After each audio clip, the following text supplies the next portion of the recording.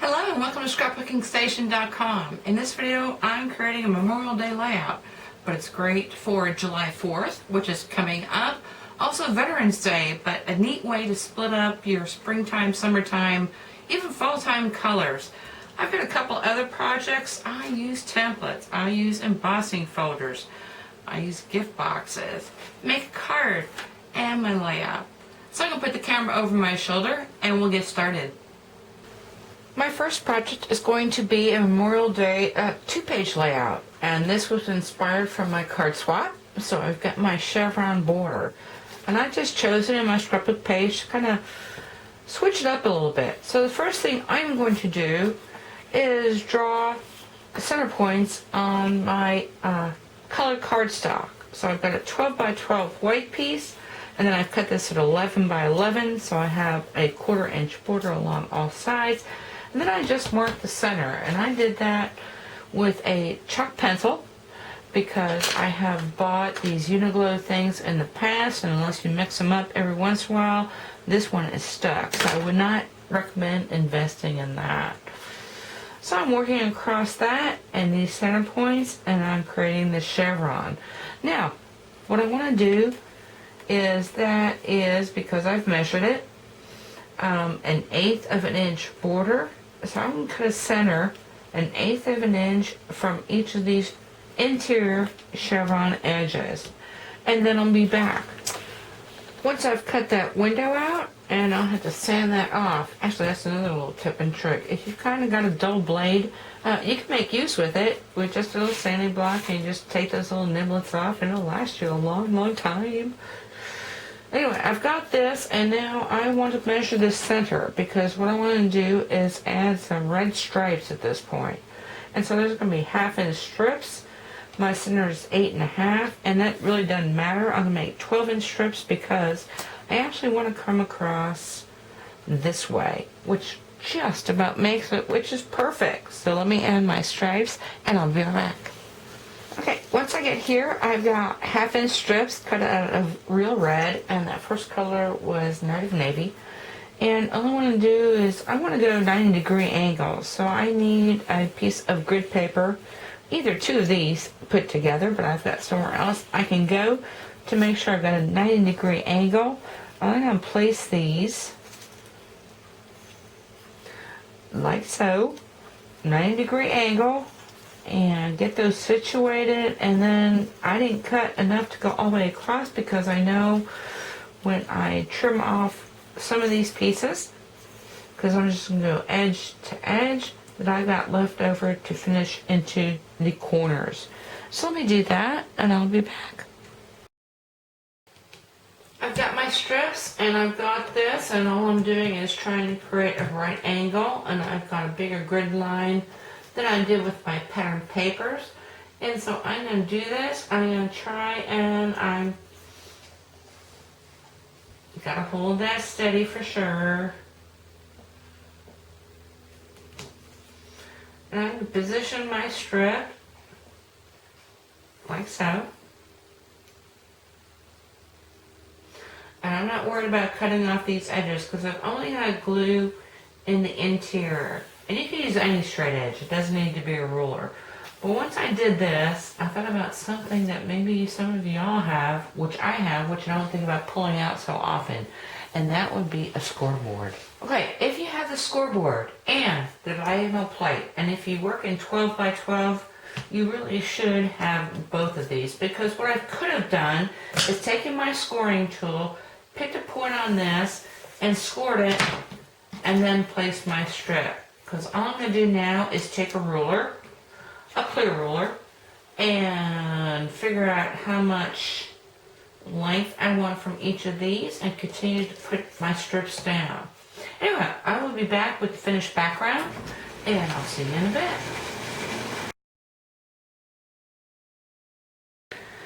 Okay, as I bring back the finished background, a couple things. The 2 photos was a straight edge knife blade is fine. Yes, I did cut into the backing of my paper, but I knew this edging was going to come along with it. And then if I were to position it exactly, I was not all that persnickety with my cutting. and so I have to erase my guidelines. And then also, I know I'm going to have a trim around this outside, but this basic layout is beautiful. It's gorgeous, it's striking. And then I took that photo earlier. These little innies from your chevron punch, use those for your companion page. Okay, at this point, I'm ready to take a look at the photos. I've got an 8.5 by 8.5 section in here, which I can put photos. I can extend this way, this way, this way, this way, and titles. And so now I'm going to use my stars frameless dies. So I've got several patterns to choose from. And while I'm doing that, let me get ready with the ribbon. Okay, all this ribbon work happens in my kitchen. And so you're looking at my kitchen island, and I've got my board where I do all this kind of watercolor inking and whatnot. And so first off, I've taken 2 strands of this 1/8 inch ribbon in silver, and it's white when it comes in, so I know I've got my white color. And I took my metallic baker's twine in silver also. So I'm going to start with the red. I'm going to put these aside for the blue. Okay, now I'm ready to ink this ribbon, and all that means is I'm going to hold this dauber down and I'm going to pull this ribbon through. I've already done it a couple times, and I just keep doing it until I get the saturation of color that I want. And actually then some, because I'm going to show you once this is done, I don't want red on that silver, and so I'm going to take it off. Okay, at this point you've got something like this, and the silver is somewhat inked. If you want the silver to be silver, once the ink sets, just take a damp paper towel. In this case it's water, because it's water-based ink, and go ahead and clean off. You can see how much is coming off the red from the silver, and then you'll have a very clean silver, and actually any spots that you missed with your red ink will disappear.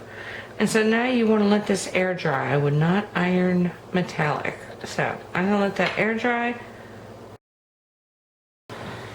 Okay, as I pull this metallic baker's twine through, we kind of have a love-hate relationship, because I love the metallic, but it is persnickety. So I'm just going to put some ink down, and I've got my water bottle, and I'm just going to put some water in there, and now I'm just going to go ahead and run my baker's twine through this wet ink. And this is a water-based ink, so I can use water. If you're using an alcohol-based ink, use rubbing alcohol. And so I'm going to keep doing that, shuffle it around, and both these ribbons, since they're metallic, you just want to let them air dry. So I can go ahead and do the same thing with my blue, and then we'll be back with the finished pieces. I've got a lot of stuff drying, so now I've decided on my photos, and I've got 3 photos of all of me and my guys on deck, and so I've cut them all the same, and I'm just going to shuffle them around. I also found a punch that's got this great little star punch, so I'm going to mat. Well, first off, I can cut into each of these photos on 4 corners, and then I'm going to mat. So I can go around there and incorporate that. Now let's work on the companion page. Okay, so for my focal star mat, first thing I did was cut a template out of a coordinating color, and then I'm just going to use a clear ruler, and I'm going to extend this, and you can do this whenever you have a straight edge sort of shape. So I'm going to put this line right across here, mark across, and then just cut, and that's going to create my mat. Okay, once again, the same concept as with the ribbons, twines, and cordings and jute is if you have a neutral, and this is Dazzling Details glitter paper, you can make your colors, and you gotta test it. So I've got a water-based marker that did this piece, and you can continue to smudge it, which has its own application. I didn't want to, so if you have alcohol-based marker, and that is what Blendabilities is about. They don't sell them anymore, but Spectrum Noir is the same thing. You can make your own colored glimmer paper, and I tested that on gold as well. So if you want that gold glitter paper with a United Navy highlight, that will work as well. And that's what I'm going to use for my edging. Okay, as I'm progressing with my companion page, I just wanted to take those 2 photos because as you're piecing this, it is a hot mess. And so, a straight edge, X-Acto knife, and a metallic ruler, and everything gets trimmed off really pretty. I've already matted this one, and this is going to be me doing my red, white, and blue creative challenge. And in this piece, I've taken my star framelits, and because I love this glimmer paper, it's from Stamping Up, but it comes in 12 by 12, and there are so few specialty papers that come in 12 by 12. So, it's $2.50 a sheet, so I am going to be persnickety with this. And the only thing I need here is this outside piece. And in fact, I didn't even cut it to size because I knew I was going to cover that up. And this was a scrap piece.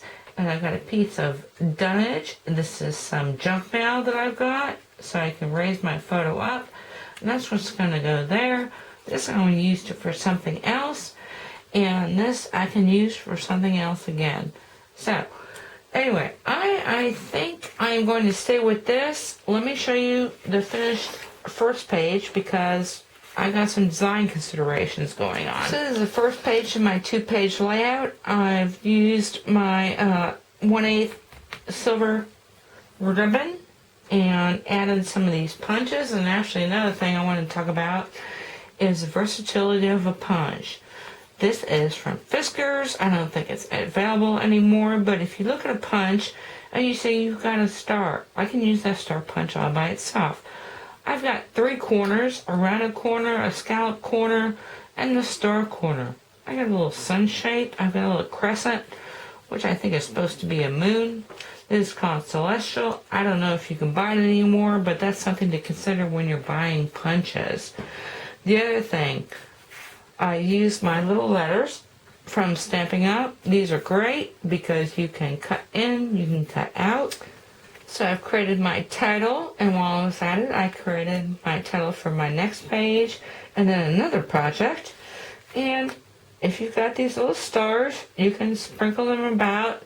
And also, while you're inking, these are silver mini brads, also from Stamping Up, and I just chose to ink them with a Sharpie marker. As I finish out this layout, I know that I can cut my photo with this framelit, which is why Mrs. Framelits are so great. This one I can cut with my projects, which are going to be finished here in a second. And it's going to be raised up like so. I've got all these other size stars that I can use why Mrs. Framelits are so cool. Let me just dump this for a second because I took my own advice and used my scoreboard to score these lines to place my stripes. So I took my own advice. Now we're moving to a really quick and easy card. So I've got this outie. Yeah, no, it's not complete, but you know what? I can do something with that. And an envelope. So let's keep going. So while I have my stars framelits out, I want to make a card, and this is a very striking card with very little effort. So the first thing I'm going to do is my card base is going to be a tall book fold, so I've scored that center line, and then all I want to do is mark halfway in this. In this case, I've got a 4 1/4 across here, and so I have drawn a line at 2 1/8. Now I'm going to position my framelits, this first smaller piece, I'm going to cut all the way through. So this is going to run through my big shot all by itself, giving me a window. Now I'm going to take this larger one, which is actually 2 sizes up from what I could have done if I wanted a narrower one, but this is all I'm going to put on the front. And so I want it to be striking. And when I run this through my big shot, I'm going to position again, centering on this line, and just run it through just a little bit further than that edge, and then I'll be back. Now, once you're to this point, and so you can see I cut in quite a bit because I'm going to cover this piece with this piece, which was also cut from the same framelits. Again, I've got to do something about this top edge, but I'm not going to worry about it. But since I can, I'm going to be folding this back And so I'm going to use my embossing folder, and this is called Lucky Stars. And I'm going to ink the raised stars, and I am going to run it through my Big Shot so that this shows on the inside. And that's because when I fold this card back, the inside is going to become the front of my card. So let me do that and I'll be back. Okay, once I reach this point, my card base is done. And so that is really pretty. The inside, I've already got a whole panel of inside, and all I did was flip this back. The outside, which probably no one's ever going to see other than this front piece, still looks pretty. So now it's just a matter of embellishing and putting my salutation on there.